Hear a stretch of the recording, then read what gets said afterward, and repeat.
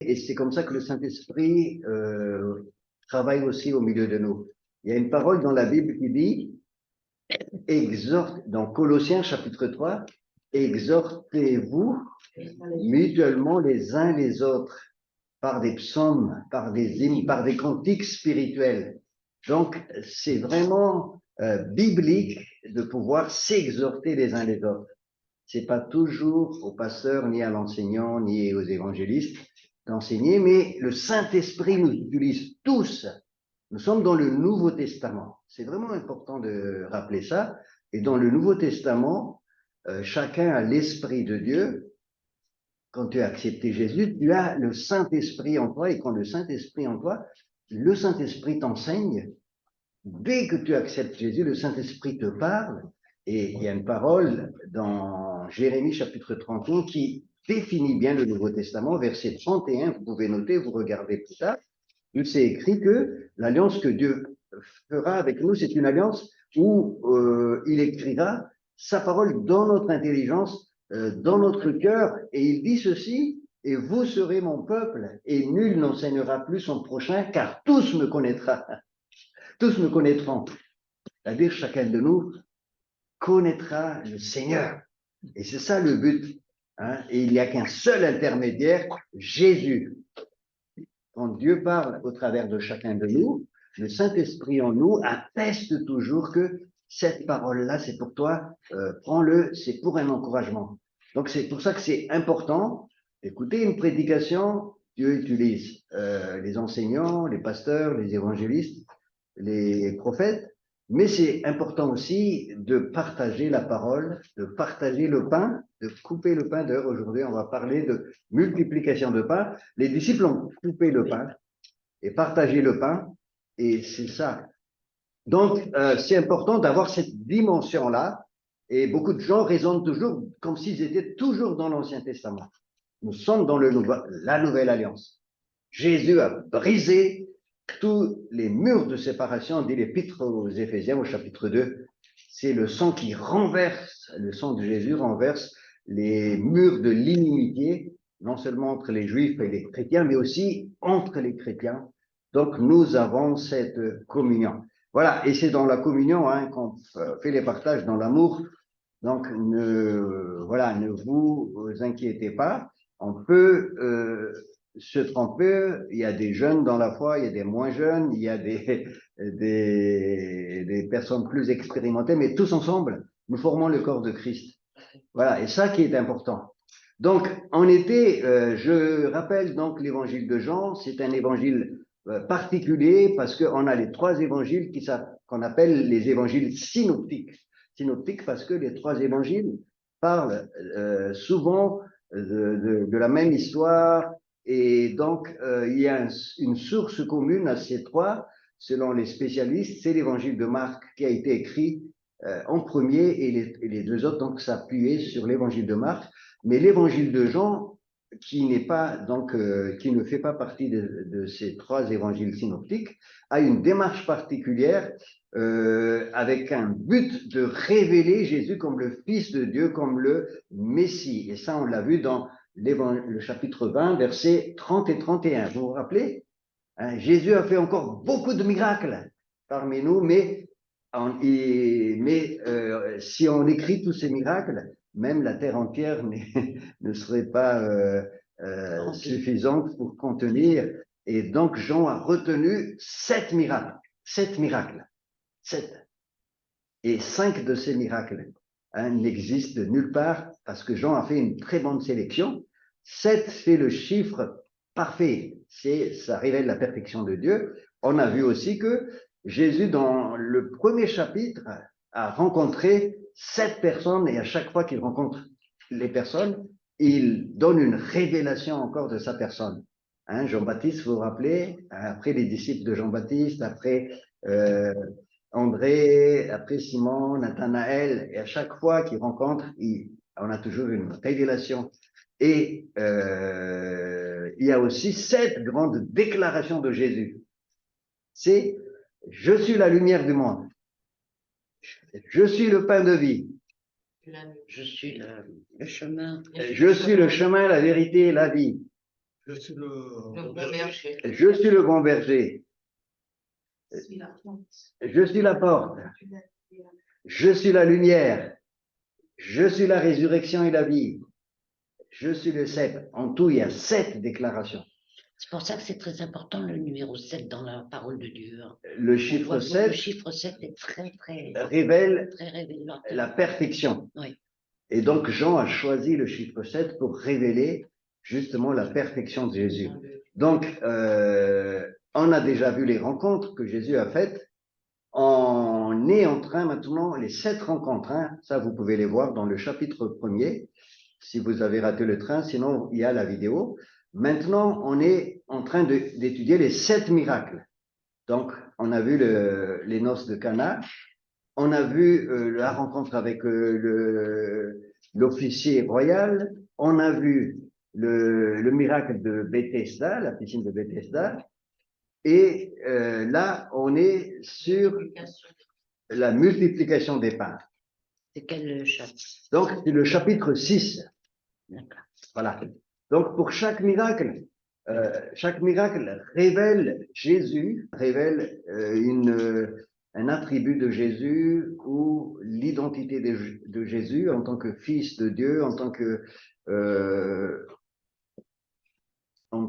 Messie, en tant que Dieu tout-puissant, en tant que Sauveur, Seigneur.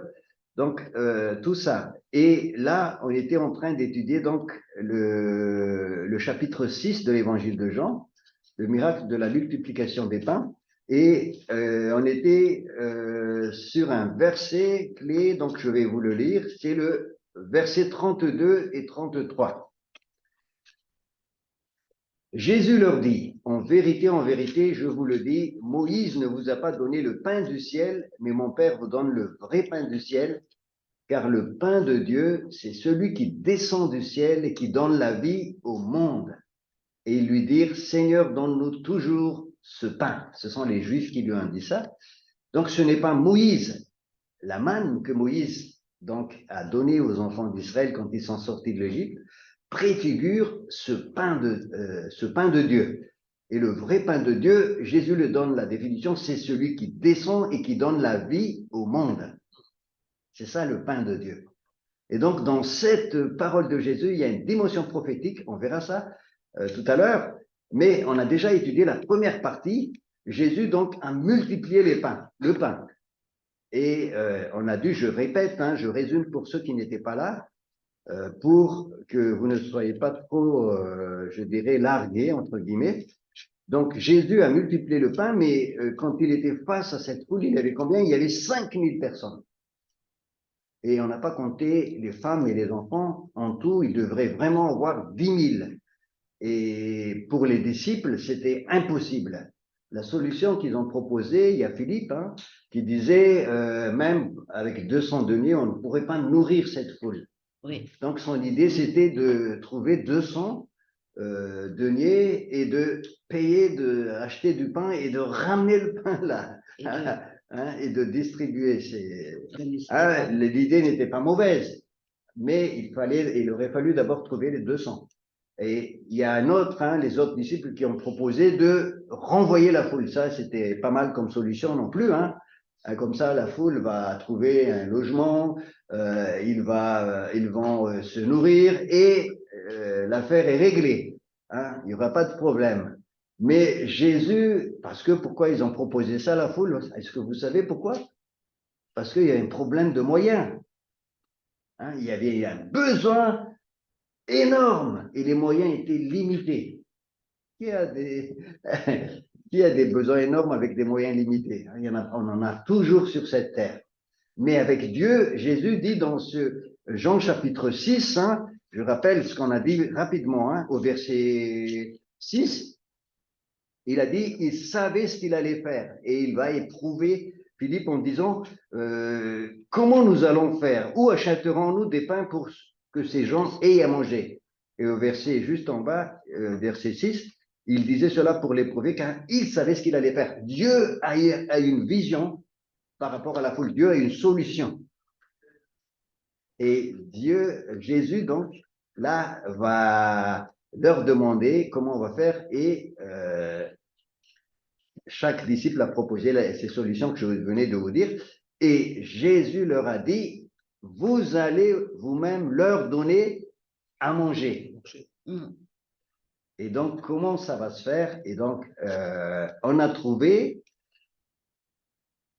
un disciple a ramené 5 pains et 2 poissons vers Jésus.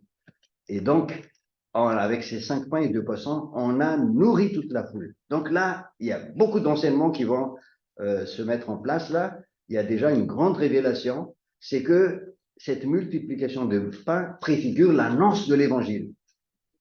Parce que le pain, c'est quoi? C'est la parole de Dieu. L'homme ne vivra pas de pain seulement, mais de toute parole qui sort de la bouche de Dieu. Luc chapitre 4, verset combien? Verset 4.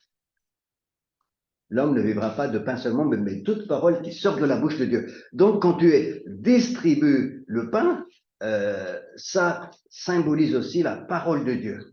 Comment on distribue le pain de Dieu? Nous tous maintenant qui sommes des distributeurs de pain, est-ce que vous êtes des distributeurs de pain? Oui.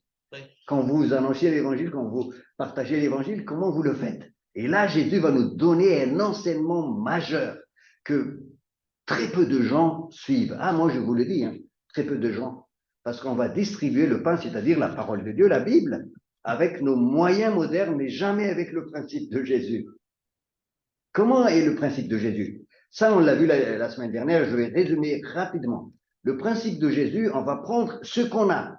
On a 5 pains et 2 poissons. Qu'est-ce que tu as dans la main quand tu veux partager l'évangile?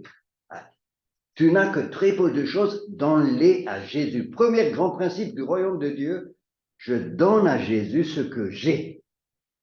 Et c'est moi qui allais distribuer le pain. Voilà, donc ne dis jamais je n'ai rien, je ne peux pas, parce que j'ai pas de Nouveau Testament, j'ai pas de Bible, j'ai rien, je ne peux pas. Est-ce que vous pouvez me donner une Bible? Vous pouvez allez, on va faire une collecte, on va faire non. Qu'est-ce que tu as? Avec ça, tu peux, parce que Dieu va multiplier. Oui ou non? Oui. Donc, tu peux toujours avec ce que tu as. Jésus fonctionne toujours comme ça. Qu'est-ce que tu as? Donne-les-moi. Pourquoi donner à Jésus? Parce que c'est lui qui va bénir, il va remercier Dieu et c'est là que ça va déclencher la multiplication. Tu regardes le travail monstre que tu as à faire, non pas avec tes lunettes, mais avec les yeux du Seigneur. Il y a 5 000 personnes à nourrir, il y a du monde à évangéliser, il y a des personnes. C'est impossible, on ne pourra jamais. Si. Et c'est pour ça que on fait l'évangélisation, Dieu multipliera le reste. L'évangélisation, c'est la distribution du pain. Hein? Oui. Hein? C'est la distribution du pain aux gens qui sont perdus. C'est ça, il y a des gens qui... C'est ça. Et quelle est la méthode de Jésus? C'est comme ça. Qu'est-ce que tu as? Donne-les-moi, je multiplie. Donc ça, c'est le premier grand principe. Ce que j'ai, je donne à Jésus.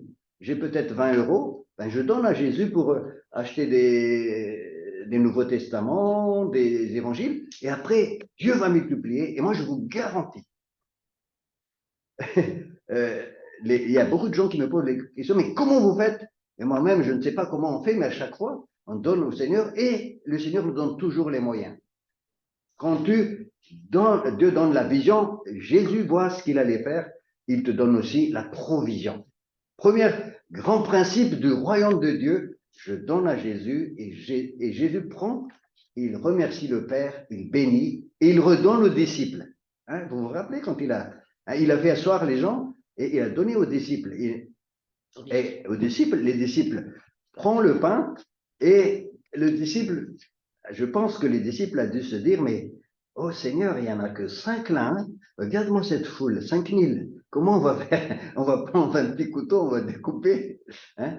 Et regardez Jésus, comment? Et ils ont quand même obéi, ils ont commencé à donner, et dès qu'ils ont donné, ça se multiplie. Donc, le stock se renouvelle dans l'obéissance. Il y a des gens qui accumulent des stocks et des stocks pour dire comme ça, on anticipe, hein, parce que les stocks, c'est pour anticiper. Mais avec Dieu, Dieu n'a pas un problème de ressources, de rareté. C'est les gens qui pensent dans la logique de rareté, qui accumulent des stocks et des stocks, mais Dieu, il est dans la logique de l'abondance et il n'a pas ce problème, il donne. Et quand tu obéis, ça se multiplie. C'est comme ça que la propagation de l'évangile se fait. Quand tu touches quelqu'un, cette personne va toucher un autre et ça multiplie. C'est pour ça que Jésus a dit faites de toutes les nations mes disciples. Ça, on appelle ça une vision apostolique. Envoyer les gens pour propager et multiplier. Donc, c'est vraiment important et Dieu nous a donné donc les ministères pour faire ça. Alors, est-ce que vous êtes prêts à adopter la façon de travailler de Jésus? Alors, je résume rapidement pour ceux qui n'étaient pas là. Premier principe, apportez les mois. Deuxième principe, on prend les 5 pains et les 2 poissons, on lève les yeux vers le ciel, on remercie le Seigneur, on rend le pain et on donne et on distribue et le stock se renouvelle. Amen? Amen. Amen. Alors, jusque-là, est-ce qu'il y a des questions? Après, on va passer à autre chose. Quand on prend le pain et on distribue, il y a un grand principe aussi du royaume de Dieu. Plus on donne, plus on reçoit. Hein? C'est ça. Ça, c'est le principe du royaume.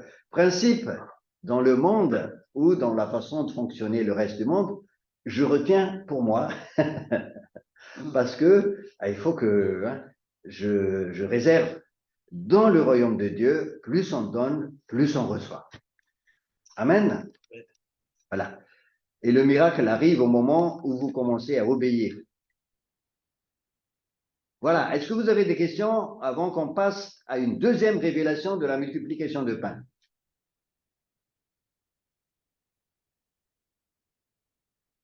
Il y a des gens aussi, ça peut s'appliquer, moi je ne peux pas évangéliser parce que je n'ai jamais fait ça. Il faut que je remplisse ma pensée de beaucoup d'enseignements, etc. Ça aussi, c'est une façon de penser qui n'est pas dans le principe du royaume. Parce que Jésus a dit, vous serez mes témoins. Et avec le témoignage, on peut commencer à évangéliser dès le lendemain de notre conversion, même 1 heure après.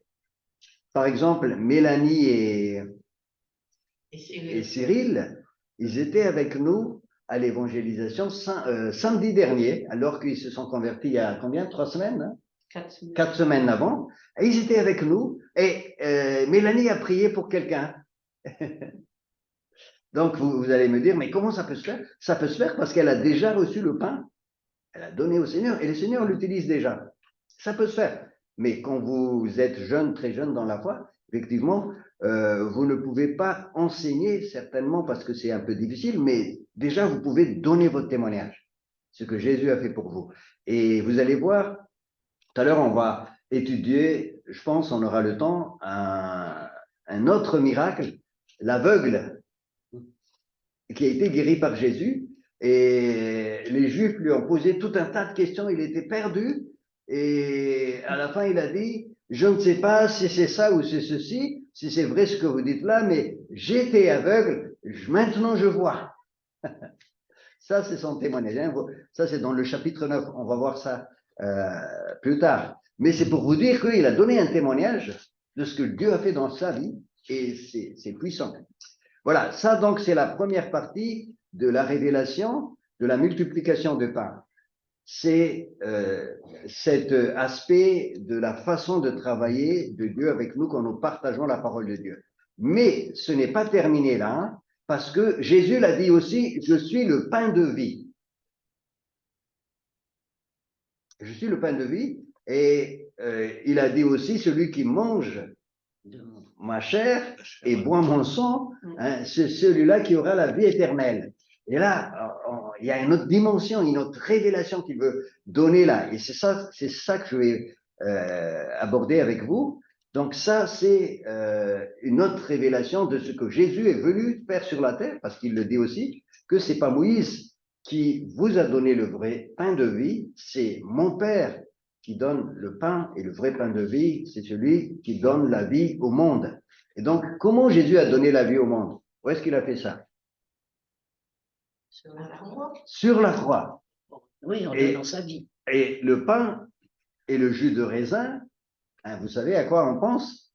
Son sang, ouais, et son corps qui a été brisé à la croix. Donc là, on est dans un acte prophétique que Jésus est en train de faire un acte prophétique qui préfigure la croix.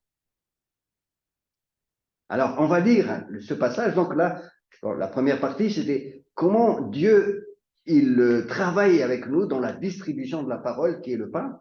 Et maintenant, ce que Jésus a fait là, en notre dimension de prophétique, de révélation de ce qu'il est venu faire sur la terre en mourant à la croix. Parce que, on va le lire à partir du verset 32 jusqu'au verset 71. Là, il y a une discussion avec les Juifs. Donc, la révélation de la croix et l'annonce de la signification de la croix. Alors, c'est un peu long là, mais je vais demander à Sylvia de lire, donc à partir du verset 32 jusqu'au verset 71, au chapitre 6. Chapitre 6, 32 jusqu'à 71. Jésus leur dit, en vérité, je vous le dis, ce n'est pas Moïse qui vous a donné le pain du ciel, mais c'est mon Père qui vous donne le vrai pain du ciel. En effet, le pain de Dieu, c'est celui qui descend du ciel et qui donne la vie au monde. Ils lui dirent alors, Seigneur, donne-nous toujours ce pain-là. Jésus leur dit, c'est moi qui suis le pain de la vie. Celui qui vient à moi n'aura jamais faim, et celui qui croit en moi n'aura jamais soif. Mais je vous l'ai dit, vous m'avez vu, et pourtant vous ne croyez pas. Tout ce que le Père me donne viendra à moi, et je ne mettrai pas dehors celui qui vient à moi. En effet, je suis descendu du ciel pour faire non pas ma volonté, mais celle de celui qui m'a envoyé. Or, la volonté du Père qui m'a envoyé, c'est que je ne perde aucun de tous ceux qu'il m'a donnés, mais que je les ressuscite le dernier jour. En effet, la volonté de mon Père, c'est que toute personne qui voit le Fils et croit en lui ait la vie éternelle, et moi je la ressusciterai le dernier jour. Les Juifs murmuraient à son sujet parce qu'il avait dit « Je suis le pain descendu du ciel ». Et ils disaient « N'est-ce pas Jésus le fils de Joseph, celui dont nous connaissons le Père et la Mère? Comment donc peut-il dire « Je suis descendu du ciel » ?» Jésus leur répondit « Ne murmurez pas entre vous. Personne ne peut venir à moi, à moins que le Père qui m'a envoyé ne l'attire, et moi je le ressusciterai le dernier jour. Il est écrit dans les prophètes, ils seront tous enseignés de Dieu. Ainsi donc, toute personne qui a entendu le Père et s'est laissé instruire vient à moi. C'est que personne n'a vu le Père, sauf celui qui vient de Dieu. Lui, il a vu le Père. En vérité, je vous le dis, celui qui croit en moi a la vie éternelle. Je suis le pain de la vie. Vos ancêtres ont mangé la manne dans le désert et ils sont morts. Voici comment est le pain qui descend du ciel. Celui qui en mange ne mourra pas. Je suis le pain vivant descendu du ciel. Si quelqu'un mange de ce pain, il vivra éternellement. Et le pain que je donnerai, c'est mon corps, que je donnerai pour la vie du monde. Là-dessus, les Juifs se mirent à discuter vivement entre eux, disant « Comment peut-il nous donner son corps à manger ?» Jésus leur dit « en vérité, je vous le dis, si vous ne mangez pas le corps du Fils de l'homme, et si vous ne buvez pas son sang, vous n'avez pas la vie en vous-même. Celui qui mange mon corps et qui boit mon sang a la vie éternelle, et moi, je le ressusciterai le dernier jour. En effet, mon corps est vraiment une nourriture, et mon sang est vraiment une boisson. Celui qui mange mon corps et qui boit mon sang demeure en moi, et moi je demeure en lui. Tout comme le Père qui est vivant m'a envoyé, et que je vis grâce au Père, ainsi celui qui me mange vivra grâce à moi. Voilà comment est le pain descendu du ciel, voilà comment est le pain descendu du ciel. Il n'est pas comme la manne que vos ancêtres ont mangée, Eux sont morts, mais celui qui mange de ce pain vivra éternellement. Jésus dit ces paroles alors qu'il enseignait dans une synagogue à Capernaum. Après l'avoir entendu, beaucoup de ses disciples dirent: cette parole est dure, qui peut l'écouter? Jésus savait en lui-même que ses disciples murmuraient à ce sujet. Il leur dit: cela vous scandalise? Si vous voyez le Fils de l'homme monter là où il était auparavant, c'est l'Esprit qui fait vivre, l'homme n'arrive à rien. Les paroles que je vous dis sont esprit et vie. Voilà, on va s'arrêter là. Et après, on va continuer parce que c'est un peu long. Donc, on a lu hein, le passage et c'est écrit. Désolée, j'ai une petite question. C'est quoi ta version, Sylvia? Désolée. Seconde 21. C'est second 21? Oui. D'accord, merci, désolée. Non, il n'y a pas de problème, tu as raison. Hein. D'ailleurs, vous pouvez lire dans différentes versions, ça va nous enrichir parce que. Pardon. Oui, il y a quelqu'un qui. Pardon, c'est Rebecca. Moi, j'ai le Louis II.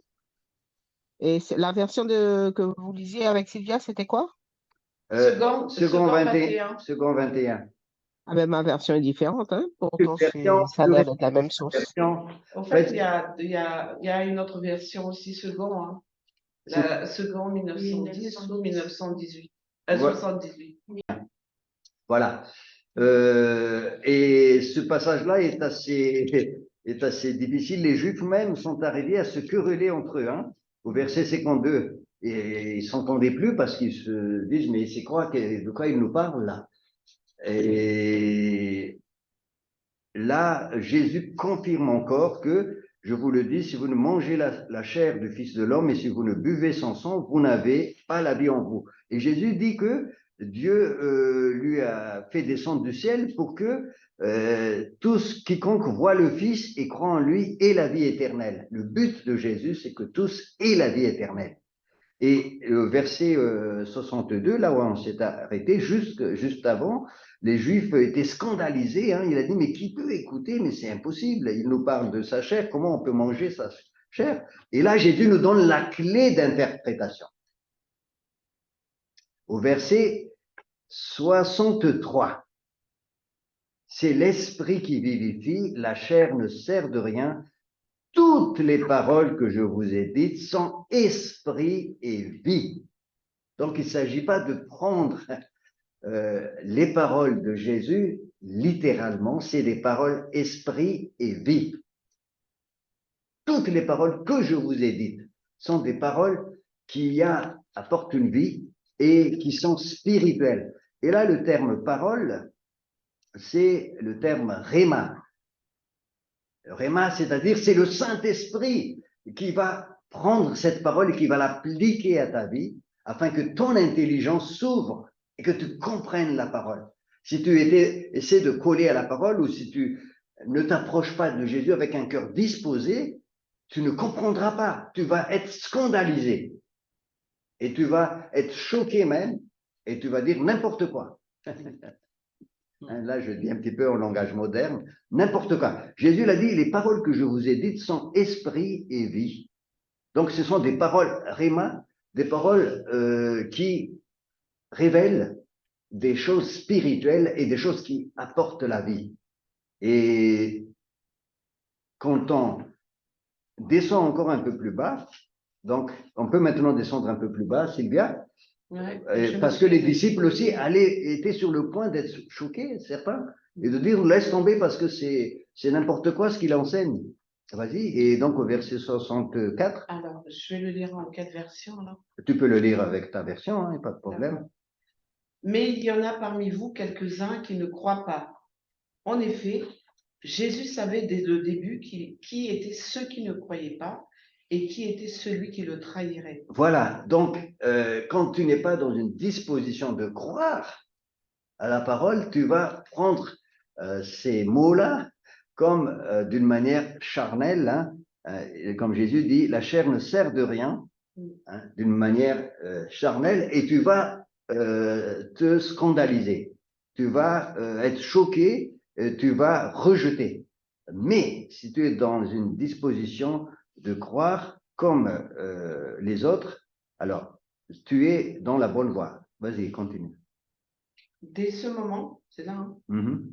dès ce moment, beaucoup de ses disciples se retirèrent et arrêtèrent de marcher avec lui. Jésus dit alors aux 12, et vous, ne voulez-vous pas aussi vous en aller? Simon-Pierre lui répondit, Seigneur, à qui irions-nous? Tu as les paroles de la vie éternelle. Et nous croyons et nous savons que tu es le Messie, le Fils du Dieu vivant. Jésus leur répondit, n'est-ce pas moi qui vous ai choisis, vous les 12? Et l'un de vous est un diable. Il parlait de Judas Iscariote, fils de Simon, car c'était lui qui allait le trahir, lui, l'un des 12. Voilà, donc quand les disciples de Jésus aussi étaient vraiment en, en questionnement, Jésus leur a posé la question, et vous alors, vous allez aussi vous en aller? Et l'apôtre Pierre disait, tu as les paroles de la vie. Encore l'apôtre Pierre. L'apôtre Pierre, il est vraiment audacieux. Tu as les paroles de la vie éternelle. Et là, les paroles, c'est encore Réma, dans le terme original. C'est pas logos. En fait, dans le Nouveau Testament, il y a deux mots qui servent à parler de la parole. C'est le terme logos et le terme réma. Le terme logos, c'est la parole en général. Et le terme réma, c'est une parole adaptée, une parole personnelle. Et là, c'est le terme réma qui est utilisé. Tu as la parole adaptée qui nous donne la vie éternelle. Et nous avons cru et nous avons connu que tu es le Christ, le Saint de Dieu. Et là, cette parole-là a donné cette révélation. Tandis que les pharisiens, ben, ils n'ont pas eu la révélation. Au contraire, pour eux, c'est Jésus, c'est un illuminé qui raconte n'importe quoi, quoi. Voilà. Donc, qu'est-ce que Jésus voulait dire quand il parle de pain et quand il parle de son sang? Ça. Ben, il parle que c'était l'esprit de vie. Oui, mais à quoi il fait allusion? Qu'est-ce qu'il veut dire par là? Quand il parle de son sang et de sa chair qu'il faut manger et de son sang qu'il faut boire. Qu'est-ce que nous faisons tous les dimanches? Ah ben, c'est la Sainte Seine. Nous le faisons a posteriori, mais Jésus l'annonce avant. Avant sa mort, il l'annonce. Il annonce sa mort. Il annonce ce que sa mort va devenir. C'est-à-dire que si tu crois, et il est question de foi, à ce qu'il a fait avec sa chair à la croix, ben, tu as la vie éternelle. Qu'est-ce qu'il a fait avec sa chair? Il y a un passage dans Hébreux chapitre 10, Hébreux chapitre 10, verset 19, on va le lire, qui nous donne un éclairage sur son corps. Qu'est-ce qui s'est passé dans son corps? Hébreux 10, 19. Est-ce que tu peux lire Maggie, mais très fort? Ainsi donc, frères, nous avons l'assurance d'un libre accès au sanctuaire par le sang de Jésus. Continue, verset 20. Accès que Jésus a inauguré pour nous comme un chemin nouveau et vivant au travers du voile, c'est-à-dire de sa chair. Voilà. Par le sang, nous avons un libre accès. Et par le voile, en fait, le voile a été déchiré. Le voile, et là, l'auteur de l'Épître aux Hébreux, il a dit, c'est sa chair. Sa chair a été déchirée. Pour vous donner le passage exact, c'est dans Matthieu chapitre 27. C'est bien écrit que le voile a été déchiré de haut en bas. Matthieu au chapitre 27, au verset 51. Voici le voile du temple se déchira en deux du haut en bas, la terre trembla, les rochers se fendirent, les tombeaux s'ouvrirent et les corps de plusieurs saints qui étaient décédés ressuscitèrent. Juste après que Jésus ait rendu l'esprit, hein, au verset 50. Jésus poussa de nouveau un cri d'une voix forte et rendit l'esprit. Là, il est mort. Et tout de suite après, qu'est-ce qui se passe? Qu'est-ce qui se passe? Qu'est-ce que ça entraîne tout de suite? Ça entraîne le déchirement du voile. Et ce voile-là sépare le lieu très saint du lieu saint. Et dans le lieu très saint, personne ne peut entrer là-dedans, sauf le grand sacrificateur. Le grand sacrificateur, il y entre une fois par an. Et qu'est-ce qu'il fait? Il amène le sang de l'agneau. Il présente en fait le sang. Il présente. Donc, on déchire le voile. Le corps de Jésus a été déchiré, selon l'Épître aux Hébreux, chapitre 10, le voile, verset 20.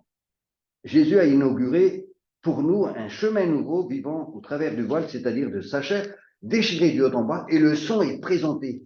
Pourquoi je dis le sang est présenté? Regardez Hébreux chapitre 9, juste dans le passage, hein, pas trop loin, chapitre 9 au verset 11 et 12. Chapitre 9, versets 11 et 12.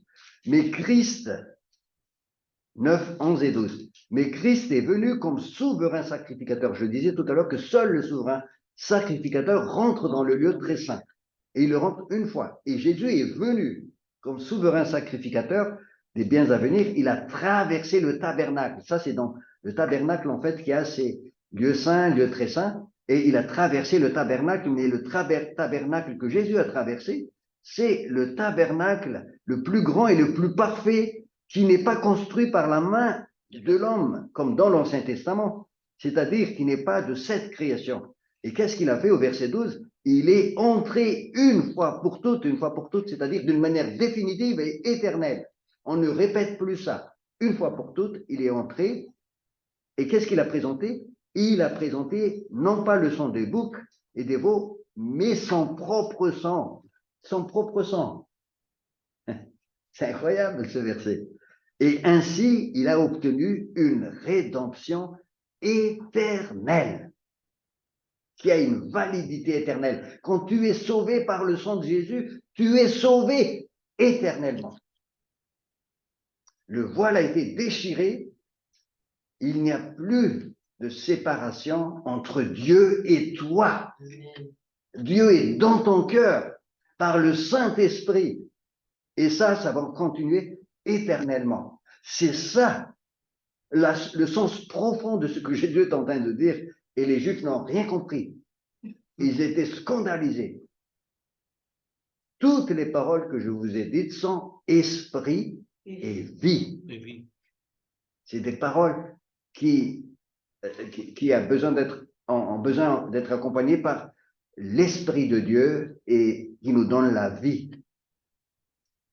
Donc, le sang et la chair de Jésus, qu'on déchire, qu'on coupe, qu'on rend, c'est le corps de Jésus sur la croix qui est symbolisé par ce voile et qui nous fait entrer dans le lieu très saint, selon l'Épître aux Hébreux. Et ce chemin-là, Jésus l'a inauguré. Et donc, c'est pour cela que l'apôtre Pierre, il a dit, un peu plus bas, hein, dans le chapitre 6 de Jean, il a dit, tu as les paroles de la vie éternelle, à qui irions-nous? Nous avons cru et nous avons connu, c'est toi le Christ, le Saint de Dieu. Le premier tabernacle. Ah. Donc, le corps brisé à la croix et le sang versé, donc que nous prenons tous les dimanches, en tout cas très souvent, quand nous prenons ces éléments-là, dans 1 Corinthiens chapitre 11, qu'est-ce qui était dit? 1 Corinthiens chapitre 11,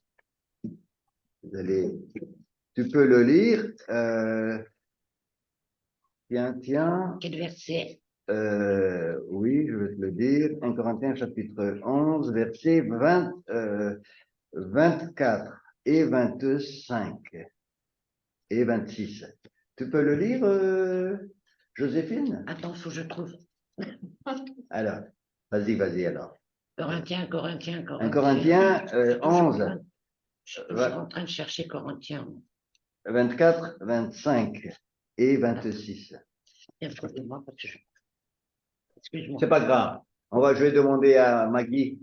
T'inquiète pas, hein, Oui. tu vas le trouver. Non, mais bon, Et après avoir rendu grâce, le rompit, c'est ça? Oui, Le rompit et dit, ceci est mon corps qui est pour vous, faites ceci en mémoire de moi.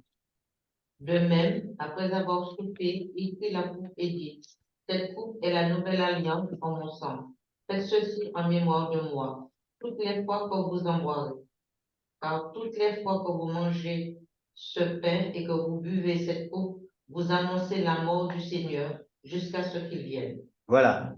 Donc là, c'est l'Église qui fait ça, mais ça, c'est après la mort de Jésus. Jésus, il l'a fait avant sa mort, mais il l'a fait d'une manière prophétique pour annoncer sa mort. Et c'est pour cela que vous voyez le miracle de la multiplication des pains. Il y a une révélation incroyable derrière. Révélation, comment on travaille avec Dieu, comment on multiplie le pain qu'on distribue. Deuxième révélation, ça annonce la croix, l'œuvre que Jésus est venu faire sur la terre. Amen.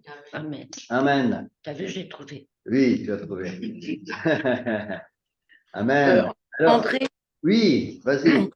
je vois dans le corps déchiré de Jésus à la croix et Mhm. dans le voile déchiré à la mort de Jésus, euh, est-ce que la forme humaine de Jésus n'est pas ce voile qui masque le fait qu'il est Dieu? Parce qu'on aurait, les hommes n'auraient pas supporté de voir Dieu face à face. Et donc, il y avait ce corps humain qui était le symbole du voile qui sépare le Saint des Saints.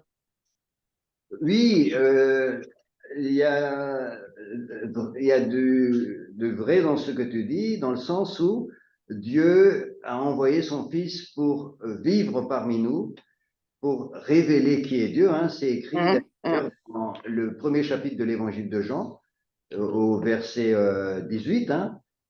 On peut le lire, tu peux le lire, qui a le verset 18?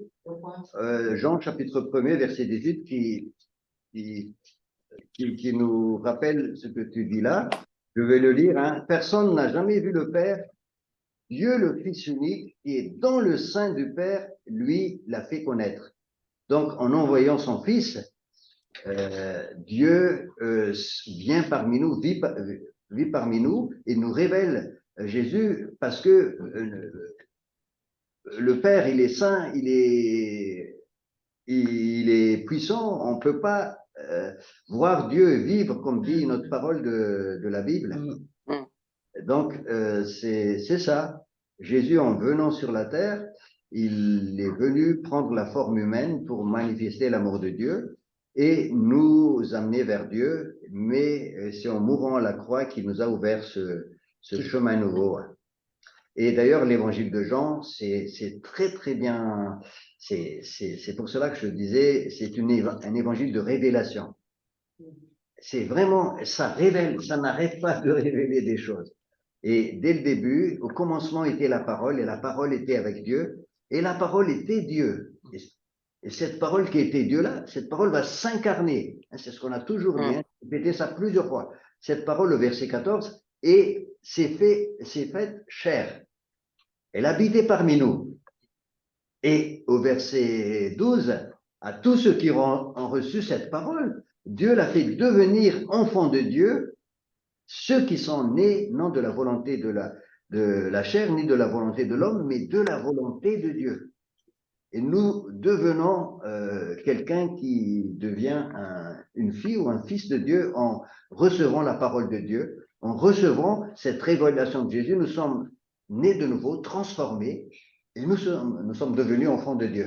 Donc, c'est vraiment la mission de Jésus, c'est de venir sur la terre, nous sauver du péché pour que nous ayons de nouveau une relation avec Dieu. Merci Sylvie. Est-ce qu'il y a d'autres remarques ou questions? Je voulais juste savoir. Oui, vas-y Maggie. Quand il dit au verset 30. Quel chapitre? Verset 39. Chapitre 6, hein? Oui. Or, voici la volonté de celui qui m'a envoyé, que je ne perde rien de tout ce qu'il m'a envoyé, Mhm. qu'il m'a donné, mais que je le ressuscite au dernier jour. Est-ce qu'il parle des disciples ou de tout en général? Alors, il parle de tout en général.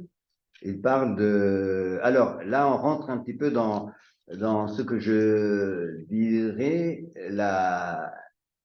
des choses impénétrables pour nous, parce que Jésus dit que Dieu lui a donné. Et c'est vrai. Hein, quand il est mort à la croix, il a dit, Dieu a tellement aimé le monde qu'il a donné son Fils unique afin que quiconque croit en lui ne périsse point. Mhm. Donc Dieu a vraiment donné Jésus pour que tout le monde soit sauvé, afin que quiconque croit en lui. Mais en même temps, Dieu ne peut pas obliger tout le monde. Non, mais ce que je Ouais. comprends pour moi, c'est qu'il s'est donné, il a envoyé, il a donné, il a choisi, parce que Mhm. Dieu choisit les gens, on ne sait pas pour quel, je ne sais pas, je ne cherche pas à savoir, Pour les sauver, ça c'est sûr. mais il a donné, donc c'est cher au cœur de Dieu, et c'est cher au cœur de Jésus de garder en vie, si l'on peut dire, hein, Absolument. Et ces personnes accrochées à lui jusqu'à ce qu'il meure, qu'il ressuscite. Oh, je ne sais pas, mais non, j'essaie de jusqu'à... comprendre. Et il dit, voici en effet la volonté de mon Père, verset 40. Oui, oui, c'est la suite. Et au verset 39, que je ne perde rien de tout ce qu'il m'a donné, mais que je le ressuscite au dernier jour. Voilà. C'est-à-dire que le Seigneur te ressuscitera au dernier jour. C'est lui qui promet. Hein. Donc il ne perd rien, personne ne sera. Et au verset 40, C'est la question, en fait. au verset 40, je le ressuscite au dernier jour. Donc Jésus va garder jusqu'au bout ses enfants. Il est le bon berger. Oui, mais André, Ouais. je comprends la question de Maggie. Et C'est moi. Dieu a donné certains à Jésus, mais il n'a pas donné tout le monde. C'était ça ta leçon de ta question? Non, c'est-à-dire que moi, ce que je vois, c'est Dieu nous aime tellement qu'il a confié quelque chose, la vie de son fils, et on est précieux à ses yeux. Oui, Ce que je vois, on est tellement précieux absolument. que Jésus a une responsabilité extrême, je ne sais pas comment exprimer ça. Oui, il Ça est dépasse mon entendement. il- On est tellement précieux que il va pas nous perdre. à jamais. Il va toujours combattre pour nous. Il C'est est le le bon souci. berger. Il va toujours, si on s'accroche à lui, il va toujours combattre parce qu'il ne veut pas nous perdre, parce que c'est sa responsabilité de nous garder précieusement, parce qu'il va nous présenter devant Dieu pour la résurrection. C'est comme ça, il y a quelque Absolument. chose de profond C'est qui ça. est tellement intime qui, bon, des fois, ça peut nous dépasser. C'est ça ce qu'il veut dire. C'est pour ça que ceux qui ont peur doivent s'appuyer sur cette promesse. Ça m'a toujours un peu Que il va, interpellé. le bon berger, il va protéger ses brebis. Voilà. Il va défendre ses brebis quand les loups et les mercenaires arrivent. Et il va les protéger même si la brebis traverse la vallée de l'angle de la mort. Donc, jusqu'au dernier jour, et au dernier jour, il va le ressusciter. Donc, Jésus est notre berger. Absolument. Maintenant, je pense que Sylvie a voulu dire aussi quelque chose. Je pense à la prédestination qui C'est m'a ça. toujours trompé, moi. C'est à cela aussi que j'ai pensé, mais Oui, voilà. Donc, ça reste quelque chose qui nous dépasse un petit peu, mais pourquoi? Parce que Dieu nous laisse toujours la liberté.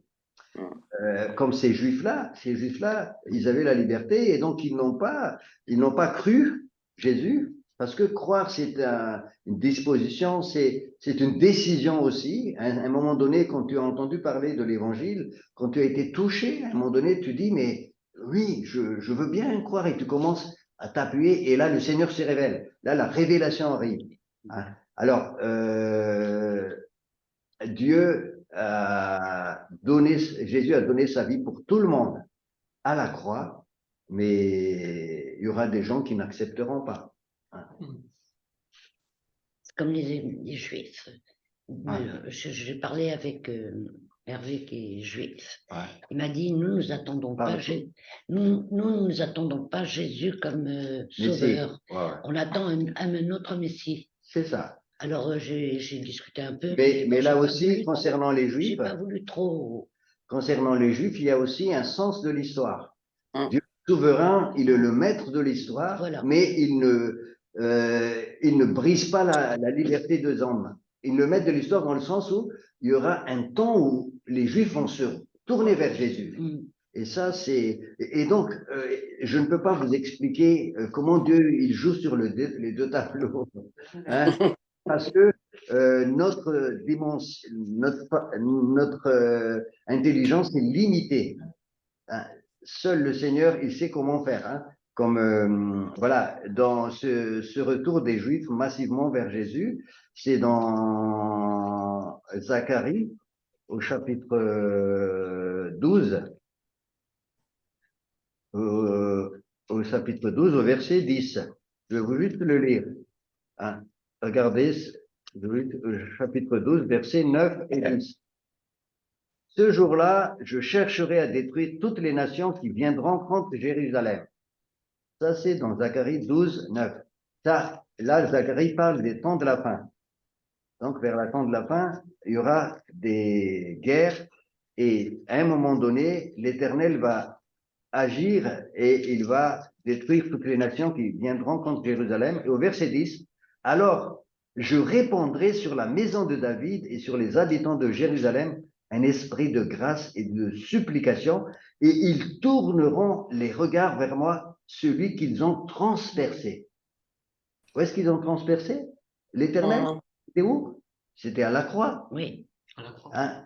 Et donc ils vont se rendre compte tout d'un coup que c'était leur Messie qu'ils ont transpercé. Et regarde, verset 10, c'est Dieu qui répandra un esprit de grâce et de supplication. Dieu va envoyer un esprit de repentance. Alors ne me demandez pas comment il fait. Donc les Juifs qui sont hostiles à Jésus pendant sa venue terrestre faisaient partie du sens de l'histoire aussi, pour que Jésus soit livré, pour que nous soyons sauvés. Pas seulement nous, mais les Juifs aussi, en même temps. Bien sûr.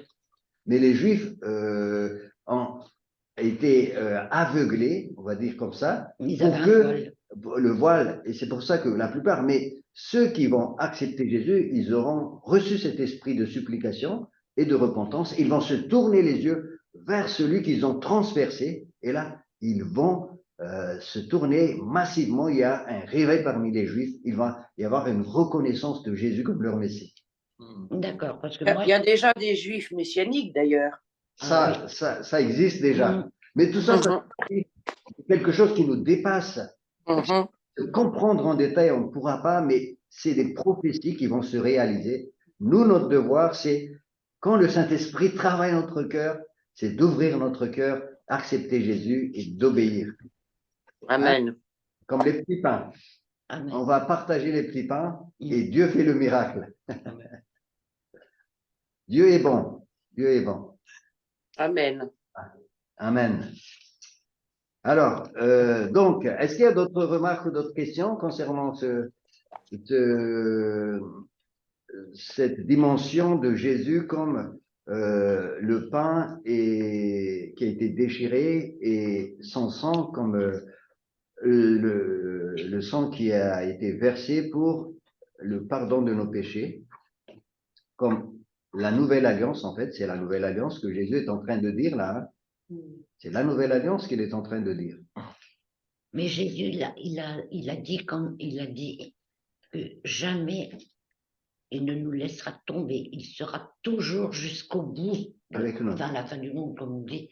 Il sera toujours là près de nous. Absolument. Sans corps, mais c'est des éléments qui représentent, qui symbolisent. Et la présence de Jésus n'est pas dans les éléments, mais spirituelle.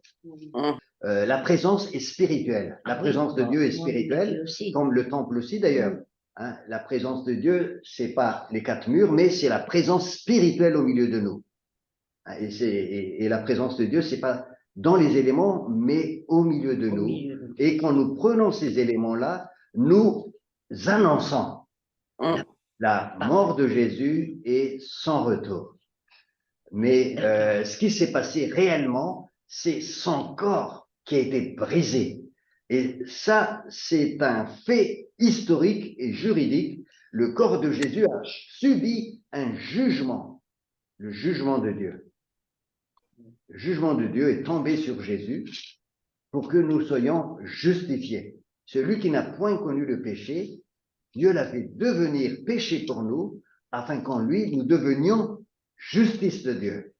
Jésus n'a point connu le péché, il est devenu péché à la croix. Il a porté tous nos péchés, il a pris tous nos péchés, comme le bouc, en fait, dans l'Ancienne Alliance, quand on fait ce qu'on appelle le sacrifice du grand pardon dans l'Ancienne Alliance, on pose les mains sur le bouc, le bélier, et on l'envoie dans les déserts. Quand on pose les mains, on transfère sur lui toutes les fautes. Et quand on sacrifie l'agneau pascal, et quand on sacrifie l'agneau pascal pendant la sortie de l'Égypte, le jugement est tombé sur l'agneau. Et quand Dieu a vu le sang sur les linteaux de la porte et sur les poteaux, il ne rentre plus frappé parce que le jugement est déjà tombé. Et c'est écrit dans Ésaïe, chapitre 53, verset 5, Ésaïe 53, verset 5, qui prophétise sur Jésus, c'est écrit, il a été transpercé pour nos fautes. Il a été écrasé pour nos iniquités. Et c'est écrit tout de suite après, le châtiment qui nous donne la paix est tombé sur lui. Et dans Romains chapitre 5, verset 1er, Romains 5, 1er, étant donc justifiés par la foi, nous avons la paix avec Dieu. Est-ce que vous avez la paix avec Dieu? Ah oui. Parce Amen. que le châtiment qui nous donne la paix est tombé sur Jésus. Romains 5, 1. Étant donc justifiés par la foi, nous avons la paix avec Dieu. Je suis en paix avec Dieu. Pourquoi? Non pas parce que je suis meilleur que vous. Non. J'ai beaucoup de défauts, j'ai même... mais le châtiment qui me donne cette paix est tombé sur Jésus. J'ai la paix avec Dieu. C'est ça la foi et c'est ça qui nous donne la présence spirituelle de Jésus. C'est la foi. Donc, c'est spirituel et c'est pour ça que Jésus dit, les paroles que je vous ai dites sont esprit et vie. Ça ne s'agit pas de prendre littéralement. C'est esprit et vie. Ça, c'est la clé de l'interprétation de l'ensemble de Jean chapitre 6. Et c'est pour ça que les gens sont scandalisés parce qu'ils n'ont pas compris le sens spirituel. Et ils sont partis. Est-ce que vous voulez partir aussi? Non. À qui d'autre irions-nous? Tu as Les paroles de la les paroles rémas de la vie. Et nous avons cru, dit l'apôtre Pierre. Donc c'est vraiment important de bien interpréter. On est dans une révélation spirituelle. Car Dieu est esprit et ceux qui l'adorent en esprit et en vérité. On est toujours dans cette présence spirituelle de Dieu. À chaque fois qu'il y a une tentative de l'homme de localiser Dieu, c'est une erreur. Et même chez les évangéliques, des fois, ils utilisent des choses. Quand on l'utilise dans un acte prophétique, c'est bien. C'est-à-dire quand on l'utilise dans un acte prophétique, on fait une déclaration, mais quand on localise, quand on met Dieu dans une boîte et qu'on dit il est à cet endroit, on fait du pèlerinage et on va à tel endroit pour chercher Dieu. Non, Dieu ne se trouve ni en Samarie, ni à Jérusalem. Il est esprit et Dieu cherche des gens qui l'adorent en esprit et en vérité. Ça, c'est important. Et quand, par exemple, il y a certains aussi qui veulent à tout prix toucher des choses, mais les choses matérielles en elles-mêmes, là, ça peut être dangereux aussi. On peut faire cet acte de foi prophétique quand notre foi est positionnée sur Jésus. Comme cette femme qui a perdu du sang, sa foi était sur Jésus. Sur Jésus. Donc, il faut juste faire attention que Jésus est une présence spirituelle. On est dans l'ère du Saint-Esprit. À partir de Actes chapitre 1er, chapitre 2, nous rentrons dans un temps nouveau qui s'appelle le temps du Saint-Esprit, le temps de l'Église. Donc, la présence de Dieu parmi nous est spirituelle. Et il est où? Il est en nous. Il est en moi. Quand tu dors, Dieu est là. Quand tu prends le métro, Dieu est avec toi. Oui, Quand tu imposes les mains aux gens, Dieu touche la personne au travers de toi. Donc ça, c'est vraiment quelque chose qu'il faut qu'on... Dieu est esprit et ce qu'il adore, l'adore en esprit, en vérité. Et c'est pour cela que l'ennemi, ce qu'il cherche à faire, c'est de nous cacher tout ça. Et de dire c'est compliqué, il faut faire de la religion comme ceci, comme cela, alors que Dieu était très simple. On est dans, c'est ce que je disais tout à l'heure, que Dieu écrira sa loi dans notre intelligence, sur notre cœur, et sa présence est en nous. Et donc, quand je me déplace avec Dieu. Et l'ennemi, il va chercher à compliquer. Il a dit non, non, non, non, c'est difficile, il faut que tu fasses ceci, tu fasses cela. Il va te trouver des méthodes, des systèmes, tout un tas de choses, alors que c'est très simple. Jésus est là. Amen. Amen. Oui, Amen. Amen. Quand tu réalises ça, tu dis waouh. mais des fois, tu sens hein, qu'il est à côté de toi. Et même si tu ne le sens pas, il Même est là. si tu ne le sens pas, je sais qu'il est là. Voilà. Et quand je suis chez moi toute seule, et d'ailleurs, j'ai même dit à ma femme, mais t'as mis du parfum, toi? Ouais. Elle dit non, mamie, j'ai pas mis. Et tu as senti le parfum passer, comme si quelqu'un passait. Et c'est pas la première fois que ça me le fait, moi. D'accord. Myriam était à la maison aussi. Je fais, mais tu sens le parfum, Myriam? Non, maman. Le parfum de Jésus. Mais c'est un parfum que tu ne peux pas définir. Hein. Voilà. Mais c'est une odeur. Voilà. Donc Ouais. la présence de Ça Jésus, goûte c'est les vraiment parfums. important. La présence de Jésus est spirituelle et toute tentative de le localiser dans un endroit, dans un truc, hein, ça pourrait être dangereux. Mais ça ne veut pas dire pour autant, là je rectifie un petit peu, parce que la présence de Dieu peut être tellement forte dans un endroit que l'endroit même est rempli de la présence de Dieu. On voit ça dans le livre des Actes. Actes chapitre 5, verset 12. Ce qu'on appelle le portique de Salomon. La présence de Dieu était tellement forte parce que c'est un temps de réveil. Dieu agit puissamment que les gens passaient seulement par là, ils sont guéris. Ouais. Mais les gens, après, quand ils disent « Ah, la présence de Dieu est forte », et ils reviennent là pour chercher la guérison, mais pas Dieu. Là, ça peut les induire en erreur.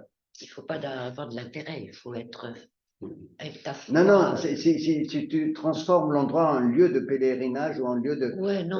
Là, ça peut... Parce que C'est tu localises de nouveau la présence de Dieu.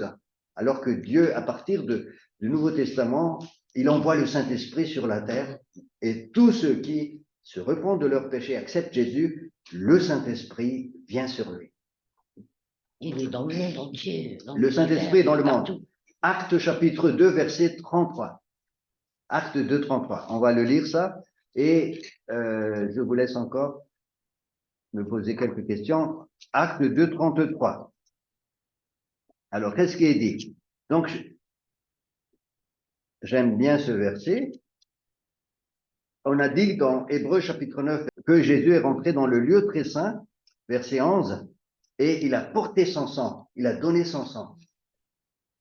Et qu'est-ce que Dieu lui a fait? Dieu a reçu Jésus dans le lieu très saint, il était glorifié, et qu'est-ce qu'il fait Jésus? Qu'est-ce qu'il a reçu? Au verset 33, il est élevé par la droite de Dieu, et qu'est-ce qu'il reçoit? Du Père, le Saint-Esprit, et qu'est-ce qu'il en a fait?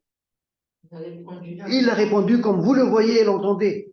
Il donne son sang et Dieu lui donne le Saint-Esprit. C'est une façon de parler, hein, parce que Saint-Esprit, c'est une personne. Mais là, il donne et il répand. Répandre, c'est l'image de l'eau. Il répand sur la terre. Et il répand, le texte dit, comme vous le voyez, l'entendez, c'est la Pentecôte là. Parce que, donc, le Saint-Esprit est là.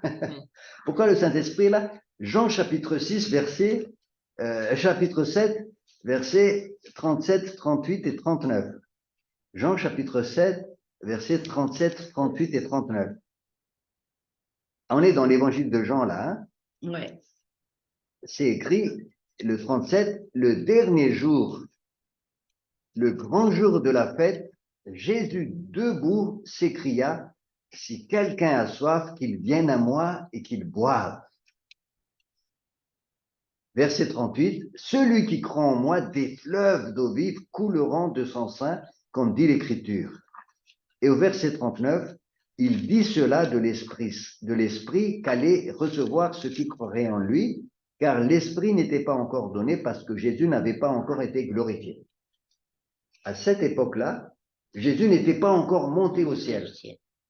Comme on a vu dans Actes chapitre 2, verset 33, il n'a pas encore présenté devant Dieu le sang et Dieu ne lui a pas encore remis l'Esprit pour qu'il le déverse, qu'il répande sur la terre.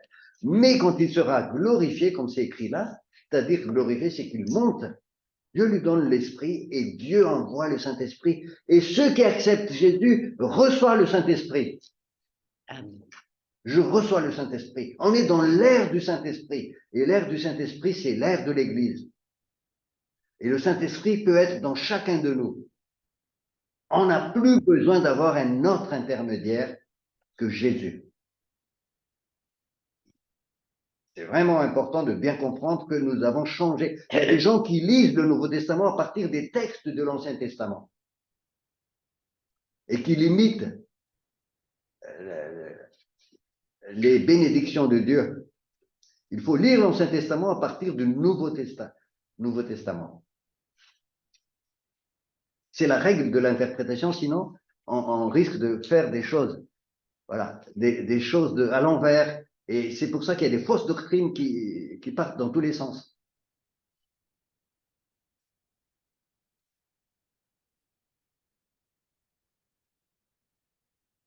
Voilà, donc c'est important.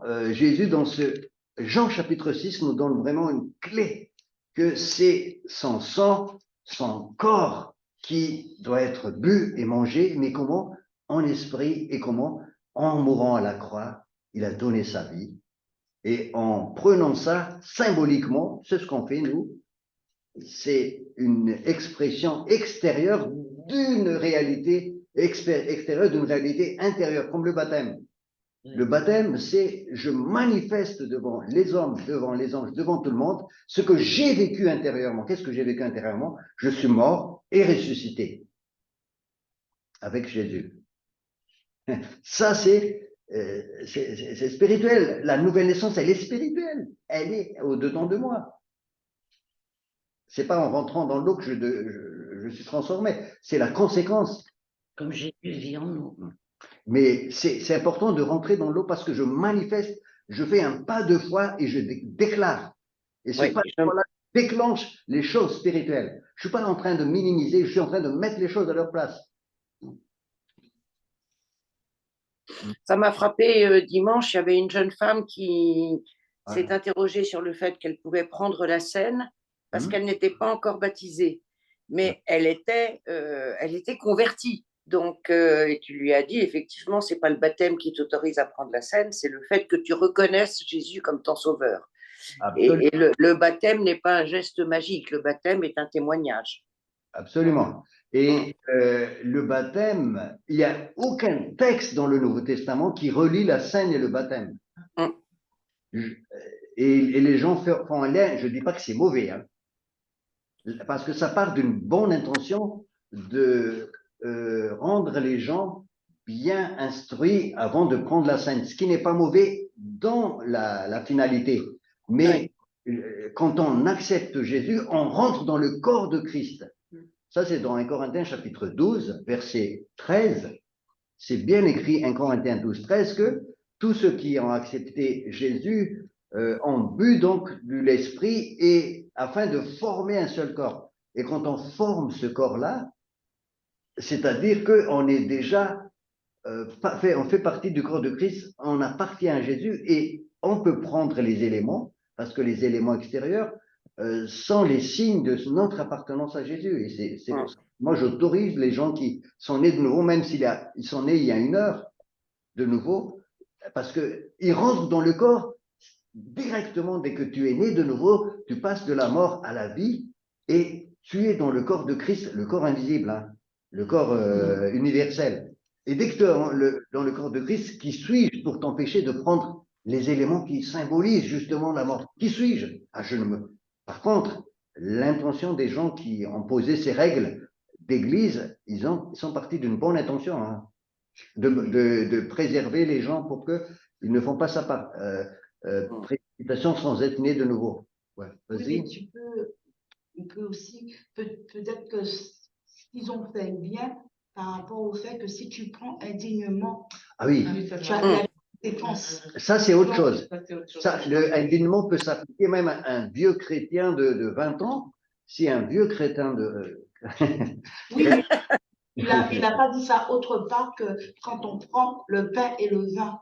C'est ça le truc. C'est quand on prend le pain et Oui. le vin, que si tu le prends indignement, Indignement. tu as des conséquences. Absolument. Donc, c'est quand même pas rien d'être.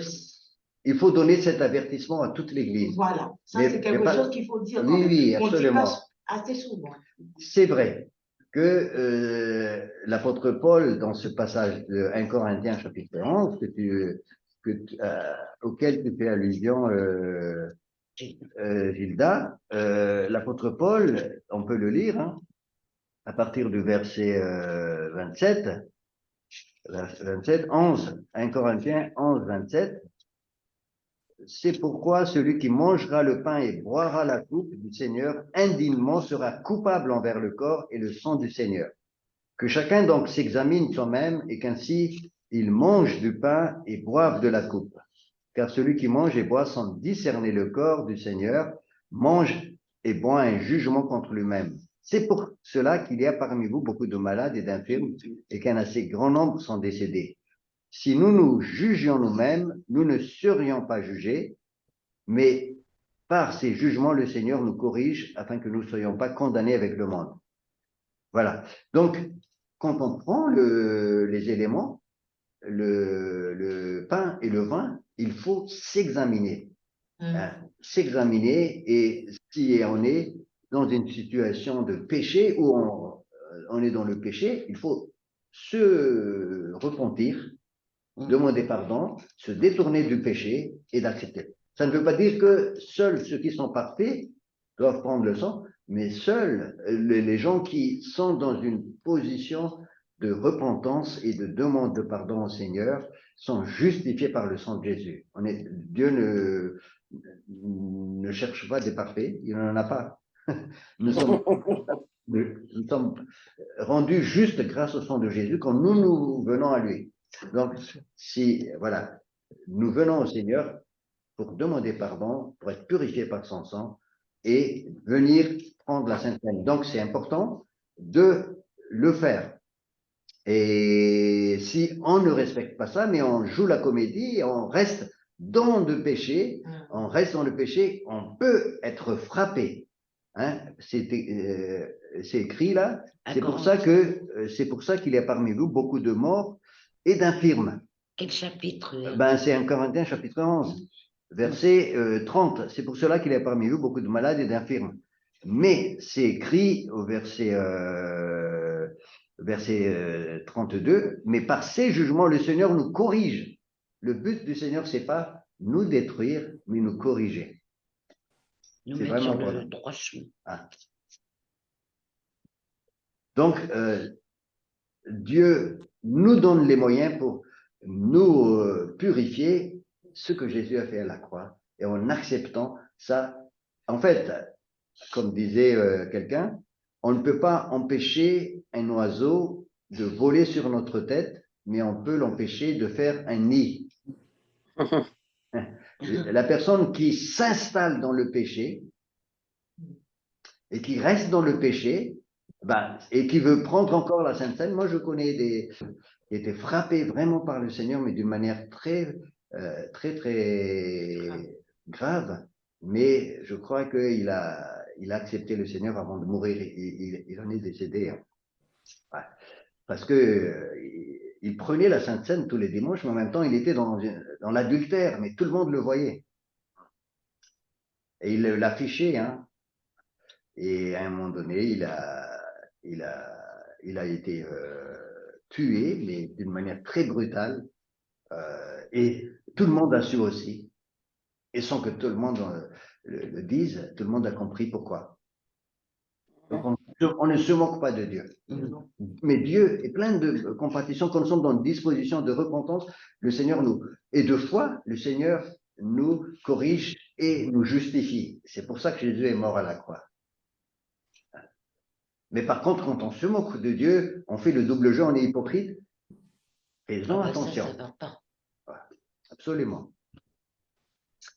Donc, voilà, les amis, le chapitre 6 donc, nous révèle la croix, l'œuvre accomplie à la croix, et effectivement, un acte prophétique de Jésus, mais pour nous, quand on prend les éléments, le sang et le pain, c'est pour nous une proclamation, faites ceci en mémoire de moi à chaque fois que vous prenez le sang et le pain.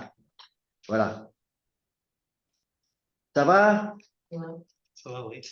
Ah. Donc, c'était un miracle de révélation aussi. Hein? Ah oui. Ah. Voilà. Alors, je vais demander à Sylvie de nous conduire dans la prière. Sylvie, tu peux nous conduire dans la prière. On arrive à 35 là. D'accord. Seigneur, merci pour ta parole Réma qui nous révèle jour après jour, semaine après semaine, qui tu es et ce que tu as fait pour nous. Seigneur, comme les Juifs ont été aveuglés, ils ont été aussi rendus sourds, c'est-à-dire qu'ils n'ont entendu que la parole Logos et pas la parole Réma. Seigneur, donne-nous d'avoir un esprit toujours plus ouvert, des oreilles spirituelles toujours plus ouvertes, pour te connaître de plus en plus, pour découvrir tout ton amour et tout ce que tu fais pour nous jour après jour. Seigneur, donne-nous toujours d'être dans l'obéissance, d'être dans l'écoute et, Seigneur, dans la repentance aussi lorsque nous péchons. Donne-nous de prendre ce repas, la saigne, dignement, avec une repentance sincère, dimanche après dimanche. Merci, Seigneur, pour tout ce que tu es pour nous. Amen. Amen. Merci beaucoup. Merci, Sylvie. Voilà, la prochaine fois, je pense qu'on va aborder le prochain miracle. C'est l'aveugle, hein? L'aveugle, au chapitre 9. Voilà. Je pensais qu'on allait pouvoir aborder un peu, mais c'est pas grave. Soyez bénis. À bientôt. Amen.